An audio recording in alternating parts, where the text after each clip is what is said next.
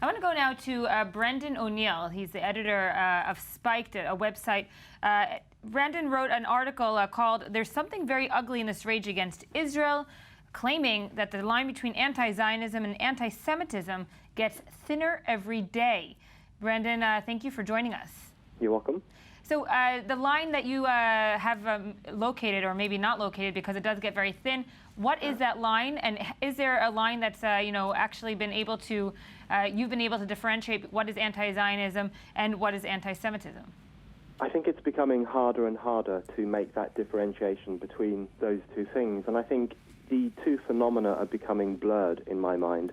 And you can see that on the protests against Israel. The first striking thing about the protests against Israel is that they are always angrier, they're always more visceral, they're always more irrational in some ways than protests against any other state. So there's a real double standard applied to Israeli militarism in comparison with other states' militarism. And also, often the protests go from shouting about Israel to shouting about Jewish people. And we've seen that in Paris, we've seen it in Germany, we've even seen it in London with people holding up placards saying that the Jews control the media and so on.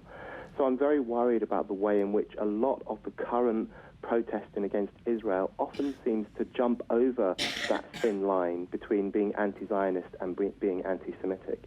Of course, though I understand that you're speaking to us from London, and we've spoken throughout the operation that the protests in London come every campaign, every new clash here in the Middle East. There are protests in London. Do you feel that these protests this time around on Operation Protective Edge are different than the previous ones?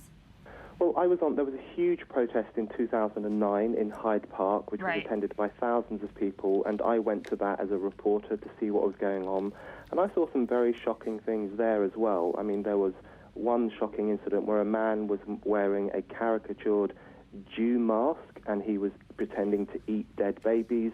And what was most shocking for me about that is that everyone else was just walking past him as if this was an entirely normal thing for someone to do.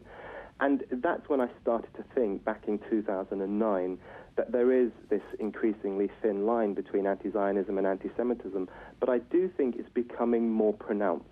I do think in the demonstrations, not only in London, but also across Europe, it's becoming more obvious to me that the rage against Israel is about something else. It's very emotional, it's often quite unhinged. It's like a screaming, it's a venting of rage against various different things which are attached onto Israel. And I think that's why it's an unstable political sentiment which can quite easily collapse into being something prejudiced in nature.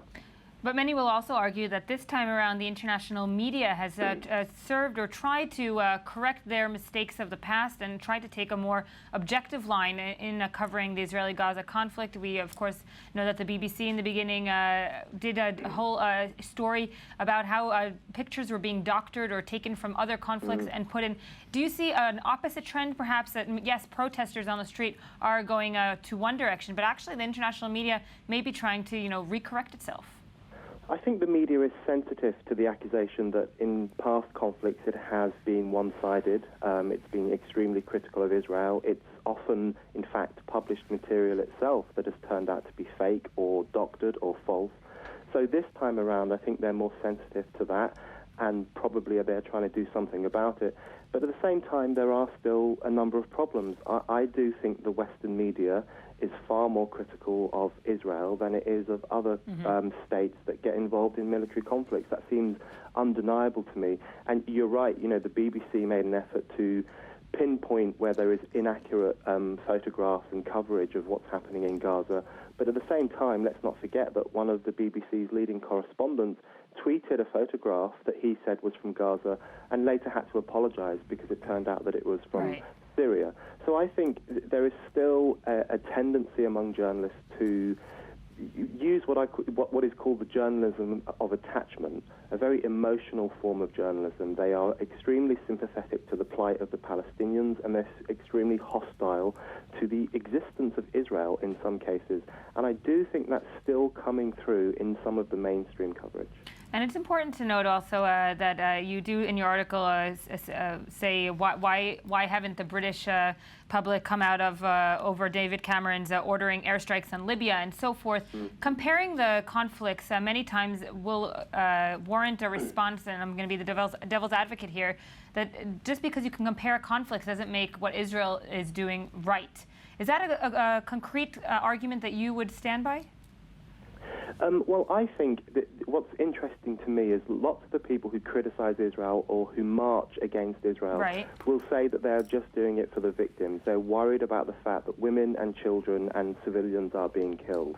That's a perfectly legitimate thing to be concerned about.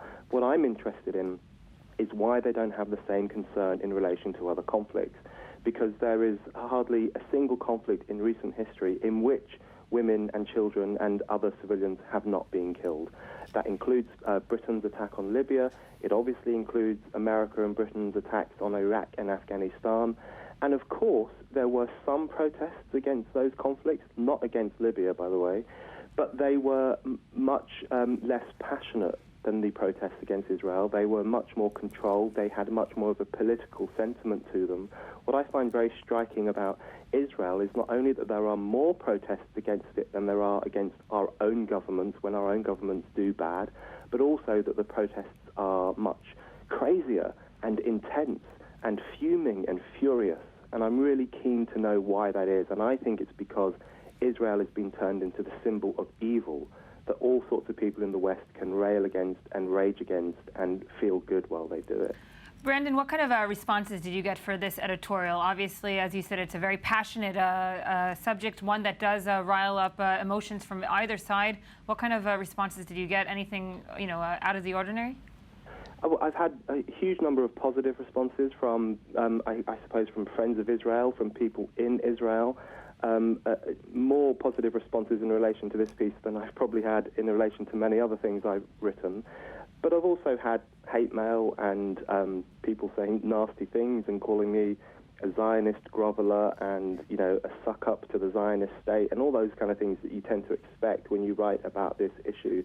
But the most surprising thing for me is the number of people who responded by saying, it's about time someone said this, because I think this kind of problem is on people's minds, the problem of the increasingly thin line between what poses as an anti-Israel sentiment, but which often expresses itself as something that is borderline anti-Semitic. That's a problem I think lots of people are concerned about and struggling to understand. And I think people are quite relieved that it's finally being discussed, I hope, and I think it should be discussed even further. Brandon O'Neill, the editor of Spiked, thank you for joining us this morning.